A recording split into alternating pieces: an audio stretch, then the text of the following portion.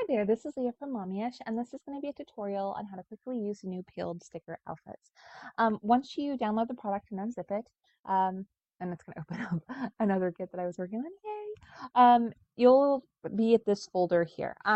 When you open up, there's folders, there's, the blah blah terms of use stuff.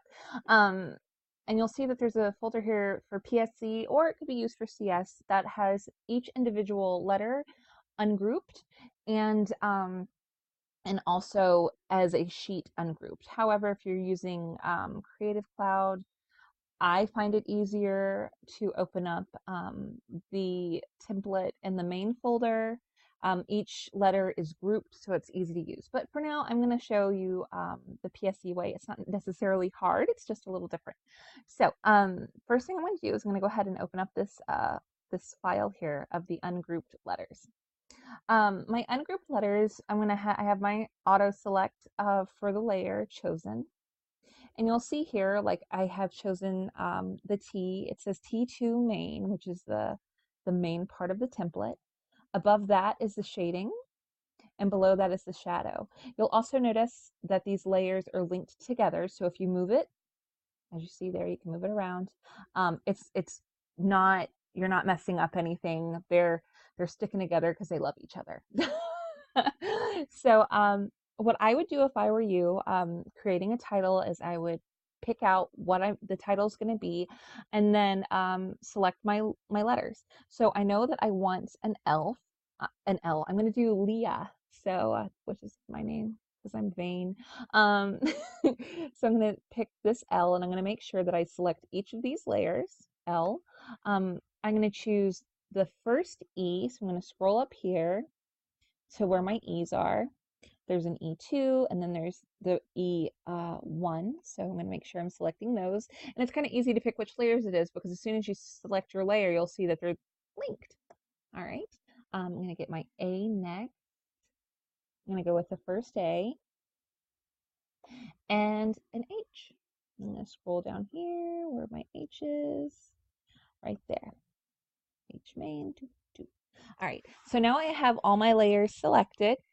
I'm going to right click and I'm going to duplicate my layers. I'm not sure what the command is in PSC, but I know here I'm just going to click, and my destination, I'm going to do new, and I'm going to name it title.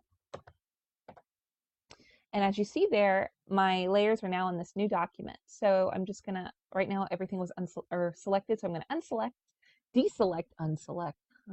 I am smart. I speak good English. And I'm just going to move my letters closer to each other so I can more easily edit. So as you see there, Leah, I'm going to go ahead and crop this out to a smaller size, because there's no reason to work with a huge document. Also, now I can close this other document. There's no need for me to keep it open. Am I going to save? No, I'm not saving. I'm just using it for my own devious purposes. I like to create a layer underneath everything, and to fill it in with white, just so I can have a better, so I can see what's going on a little more easily. Anyway, so L. I'm going to start paying attention to my letters, and I see how the L, the bottom, is lifted up. Well, if it was lifted up, it wouldn't be going underneath this E, would it? So I'm going to make sure that I drag all three of my layers to the top over the E, like that. My A needs to go underneath the E as well. So I'm going to select those, oops, selecting the wrong ones. I'm going to take those and drag those underneath, like that. See? And then the H, I don't really think the H matters as much, but this is lifting up, so that is more proper. So basically what that does is we're paying attention to the shading, and kind of, if you're wanting things to overlap, you want it to make sense with how it's overlapping. Now, now that I have my name, we can do a few things. We can either clip papers to our template, or we can just recolor them. So if I was going to recolor, I would just go to the shape. Each letter has the shape layer, and then you can change the color to whatever you want, like that. And then we'll pick another color for this one. Let's go with orange. Sure. And we're going to do the H2 because I have issues. There we go. Leah. So that's one way you can do it. Another way you can do it is, like I said, clipping paper to it. So I'm going to open up a paper. I would suggest, if you're going to use this alpha with papers, to choose patterns or paper patterns either that are not too dramatic, because a lot of the shading is lost if it's a very busy pattern, or like solid color papers. So I'm going to take a paper from the Always Crisp kit with Studio Basic, and that's what I'm going to play with. So I'm going to go with one of her solids. We are going to take pink because it's my favorite color. All right. And I'm just going to copy. I do a Control A, Control C. I then go into my document. I make sure that before I do a Control V, which is paste, that I have the shape layer selected. It'll say whatever the letter is, then main. So this is L main, E base or main. Sorry, apparently I don't name everything the same, but A base, H main. See, I was changing my mind all up in there. But basically, you're just gonna make sure you have the letter, Control V, just like that. So I'm gonna do the E next, Control V, the A next, Control V, the H, Control V. Now, let's say you're wanting to rearrange a little bit because you don't want it to look just ideally perfect. Ooh, look, I could totally play with that and make it look like, that's more fun. See, isn't this fun? Or I'm having fun. I'm going to move the paper around for the A, because I want each one to look unique, and I don't want it to look like it was all cut from the same pattern, because I think it's kind of a giveaway whenever like a pattern or something is continuing to the logical destination when something is supposed to be random. Does that make sense? I hope that just made sense. I might not be making any sense at all. So I think that looks a little bit better with everything moved around. Another thing you can do once you've, clipped your paper and you have everything where you want it to be, is play with the shading. I have it set, it's just a typical black at a 50% fill. You can see that here. This is black and the fill is at 50%. If I turned it up at 100%, it's like pure black. What I would do if I were you is you can change that to like a linear burn, or you can totally recolor it. I'm not sure how you easily do that in PSE, but in CS or CC, I just like to do a color overlay. I'm sure there's an easier way, but and I choose like a brown because I find warmer colors translate better with shading.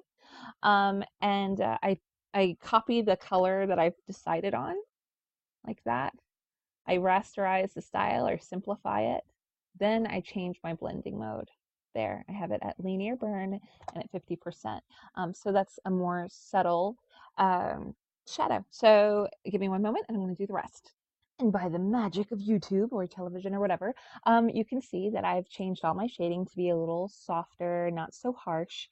And really, I did a specific type of blur to make this work, but you can always kind of change things. If you like it to have a stronger shadowy feel, you can increase your blur.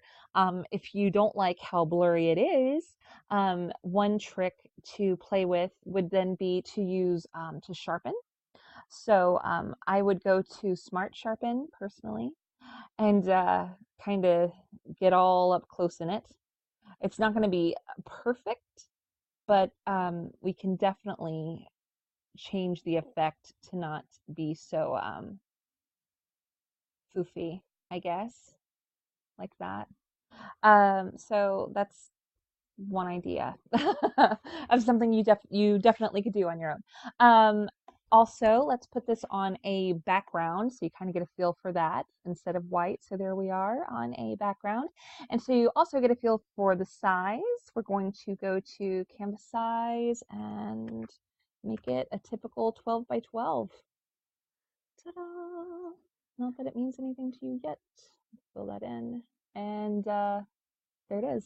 That's how large it is. So if you want to resize after the fact, I would just select all the layers. And also it's making it ginormous right now because I didn't cut out my paper like I should have, but that's okay. No one's perfect. So that's at 80%, and I can just kind of move it where I want it. Yay! um, but yeah, that's it. That's how you use the new peeled sticker alpha templates that you can use with anything you want. Do not be afraid, I should say as well, to play with the shading blending modes. If you don't like how that looks particularly, one way to change it, I would duplicate the layer.